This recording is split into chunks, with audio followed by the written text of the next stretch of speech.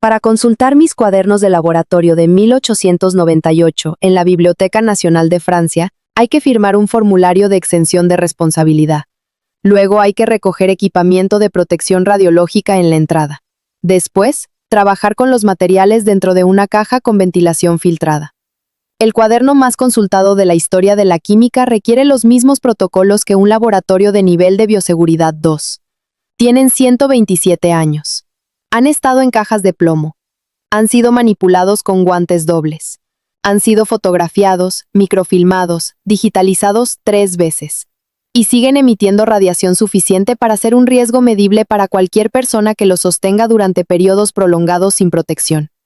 El radio, 226, tiene una vida media de 1600 años. En 1898, cuando escribí las primeras entradas sobre la radiactividad de la pechblenda, el radio que había en mis manos, sin guantes, porque entonces no sabíamos que los necesitábamos, se depositó en las páginas, en el papel, en la tinta, en la encuadernación. En 2025, el 4.2% de ese radio ha decaído. El 95.8% restante está exactamente donde estaba cuando cerré el cuaderno por última vez. El cuaderno no es un artefacto histórico que contiene información sobre radiactividad. Es un objeto radiactivo que contiene información sobre el descubrimiento de la radiactividad. Esa distinción no es semántica. La interpretación que más he escuchado sobre esto dice algo así. Los cuadernos están contaminados porque trabajé con materiales radiactivos sin protección. Son una reliquia de una época en que no se entendían los peligros. Su peligrosidad actual es básicamente simbólica. Un detalle curioso de conservación museística, manejado con protocolos formales más por deferencia institucional que por necesidad real. Esa interpretación convierte la radiactividad de los cuadernos en metáfora del pasado, como cuando un museo usa guantes blancos para manipular documentos que en realidad podrían tocarse sin consecuencias. El gesto comunica reverencia, no riesgo. No es eso. La radiactividad de los cuadernos es medible con instrumentos ordinarios. Produce tasas de ionización por encima del fondo natural, y la exposición acumulada de un investigador que los consultara regularmente sin protección durante meses o años, entraría en rangos donde los modelos de riesgo actuales predicen aumento estadísticamente significativo de probabilidad de daño biológico. Un dato específico destruye la interpretación simbólica. El equipo que digitalizó los cuadernos en los años 90 reportó lecturas en sus dosímetros personales después de las sesiones de trabajo con los materiales originales. No fueron ignoradas. Modificaron los protocolos de acceso para todas las consultas posteriores. Los cuadernos no están en cajas de plomo por deferencia histórica. Están en cajas de plomo porque los físicos que los midieron calcularon que era necesario. Entonces, ¿cómo llegó el radio al papel y por qué 127 años no cambiaron casi nada? El cobertizo donde trabajé entre 1898 y 1902 no tenía ventilación adecuada. Eso no fue una decisión de gestión de riesgos. Fue la única opción disponible en ese momento y con ese presupuesto. El proceso de concentración del radio producía polvo de sales de radio, aerosoles de soluciones en evaporación y radón gaseoso emanado por el decaimiento continuo. Cada superficie del cobertizo, las mesas, los instrumentos, la ropa, los cuadernos abiertos sobre las mesas, acumuló depósitos de radio por contacto directo y por deposición desde el aire. Una vez en el papel, el radio se incorporó a la estructura de las fibras celulósicas de una forma que no puede ser separada sin destruir el documento. ¿Y qué significa eso realmente? Significa que la contaminación no es superficial, como el polvo que se puede limpiar de un objeto. El radio está en el tejido mismo del papel, distribuido a lo largo de la profundidad de las fibras. No está en el cuaderno, es parte del cuaderno. La física de la vida media hace el resto. La fracción de radio que permanece después de un tiempo t es una función exponencial, un medio elevado a t dividido entre 1600. Después de 127 años, eso da aproximadamente 0.946. El 94.6% del radio original sigue en el papel. La reducción desde 1898 hasta hoy es del 5.4%. Completamente indetectable sin instrumentos de alta precisión. Para que la actividad caiga al 50% del nivel original, habrá que esperar hasta el año 3498. Para que caiga al 1%, aproximadamente 10.600 años. Los cuadernos serán radiactivos de forma medible mucho después de que cualquier institución que los custodie hoy haya dejado de existir. Ahora la parte que casi ninguna descripción de los cuadernos menciona. El radio 226 en el papel decae emitiendo partículas alfa que son detenidas por el papel mismo, no salen del cuaderno. Eso podría sugerir que el riesgo es principalmente de contacto directo. No es así. El radio 226 es el primer eslabón de una cadena de decaimiento que produce varios isótopos hijos, y uno de ellos es el radón 222. El radón es un gas. El radón producido dentro del papel se difunde hacia el exterior del cuaderno a una tasa que depende de la porosidad del material y de la temperatura. Sale del papel hacia el aire que rodea el cuaderno. Ese radón decae a su vez en una cadena de isótopos de vida media corta: polonio 218, plomo 214, bismuto 214, polonio 214, que son emisores de partículas alfa, beta y gamma. Cuando el radón decae en el aire alrededor del cuaderno, sus productos de decaimiento se depositan en cualquier superficie cercana, incluyendo el sistema respiratorio de quien esté en la misma habitación. La radiación gamma de esos productos de decaimiento es la que los dosímetros externos detectan. El cuaderno no emite solo desde su superficie, emite gas radiactivo de forma continua hacia el entorno inmediato. Y aquí hay un detalle sobre las cajas de plomo que es importante entender correctamente. El plomo detiene los fotones gamma con alta eficiencia. Una capa de varios centímetros reduce la dosis externa a niveles de fondo. Pero el radón producido dentro del contenedor se acumula en el espacio interior. Cuando el contenedor se abre para acceso, para consulta, para fotografía, para cualquier intervención, el gas acumulado se libera al ambiente.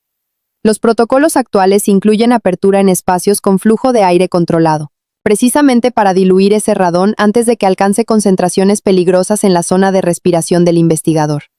La caja de plomo no es una solución permanente. Es un sistema de gestión de riesgo que requiere protocolos activos en cada apertura, indefinidamente, durante los próximos miles de años. Y los cuadernos no son los únicos objetos afectados. La correspondencia personal de esos años muestra niveles de contaminación. Los libros que estaban en la misma casa. Los instrumentos de laboratorio original que están en museos. Pierre murió en 1906. Sus ropas, conservadas por la familia durante años, fueron analizadas eventualmente y mostraron contaminación radiactiva. Cualquier artefacto del periodo 1898-1906 que hubiera estado en contacto regular con el laboratorio debe ser evaluado radiológicamente antes de ser manipulado sin protección. Ese inventario, en la mayoría de las instituciones, no se ha hecho. La fractura que este tema carga, y que ninguna narrativa que he encontrado nombra con su forma exacta, es esta. Los cuadernos más peligrosos de la historia de la física son también los más consultados, los más fotografiados, los más reproducidos. Y su peligrosidad y su valor histórico no son inversamente proporcionales. Son directamente proporcionales. El mismo depósito de radio que los hace peligrosos es la prueba física más directa de que el trabajo que describen ocurrió de la forma en que fue descrito. Si los cuadernos no estuvieran contaminados con radio, si las entradas describieran trabajo con radio pero el papel no contuviera radio, habría una pregunta legítima sobre si el trabajo ocurrió exactamente como fue registrado. La contaminación radioactiva es la firma física de la presencia del material. Es simultáneamente el peligro y la evidencia forense de autenticidad. No pueden separarse sin eliminar ambas. Eso no tiene solución técnica en el marco actual. Los conservadores que trabajan con los cuadernos no lo hacen para leer las entradas. Eso está digitalizado. Lo hacen para estudiar el soporte físico, el estado del papel, la distribución de la contaminación, la integridad de la encuadernación. Esa necesidad de acceso al objeto físico no puede ser digitalizada. Y cada acceso al objeto físico requiere gestionar el radón acumulado, la exposición gamma, el contacto potencial con superficies contaminadas. La segunda capa de la paradoja es más incómoda aún. Los museos tienen protocolos para objetos tóxicos. Los laboratorios nucleares tienen protocolos para residuos radiactivos. Los archivos tienen protocolos para documentos históricos frágiles. Ningún protocolo fue diseñado específicamente para la intersección de las tres categorías en un documento histórico irrepetible, con riesgo radiológico continuo durante escalas de tiempo que exceden cualquier marco institucional de planificación. La Biblioteca Nacional de Francia tomó decisiones razonables con los recursos y la expertise disponibles. Esas decisiones no son un protocolo universal, son un protocolo específico de esta institución para este objeto. Hay colecciones en museos de historia de la ciencia, en archivos universitarios, en depósitos de instrumentación médica histórica, donde el equivalente de ese protocolo no existe. No porque las instituciones sean negligentes, sino porque la categoría del problema no ha sido codificada en estándares que viajen entre instituciones. Sigamos con eso un momento más. Hay una pregunta que los conservadores que trabajan con patrimonio radiactivo se hacen y que no tiene respuesta establecida. ¿Cuántos objetos en colecciones de todo el mundo contienen niveles de contaminación suficientes para constituir riesgo para conservadores, y no han sido identificados como tales porque nadie los ha medido? Los estudios en colecciones específicas han encontrado tasas de contaminación no identificada que varían ampliamente entre instituciones. No existe una estimación fiable del alcance total del problema a escala global.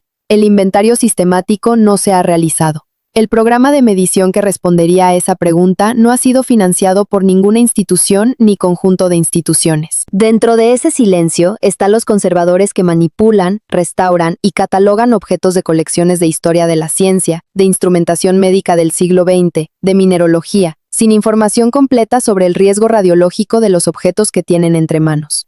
Hay 3 capas adicionales que conectan este problema con campos que aparentemente no tienen nada que ver.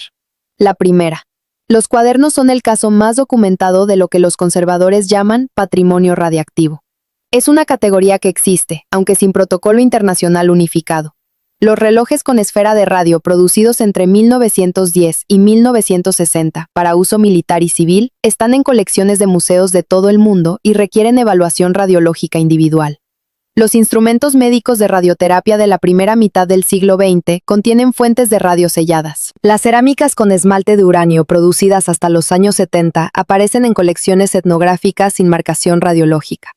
La UNESCO y la IAEA han iniciado discusiones sobre estándares. No han producido protocolos vinculantes.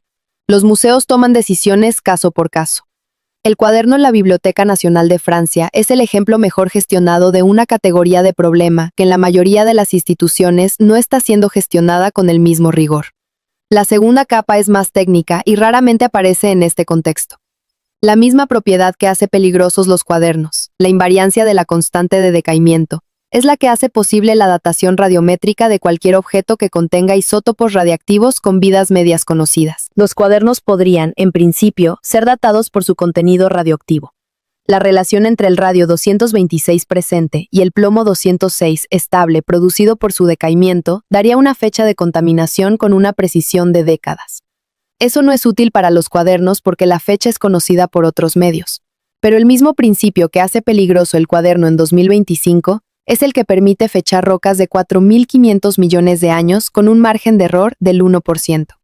El radiómetro peligroso y el reloj geológico son la misma física. La tercera capa tiene una textura diferente.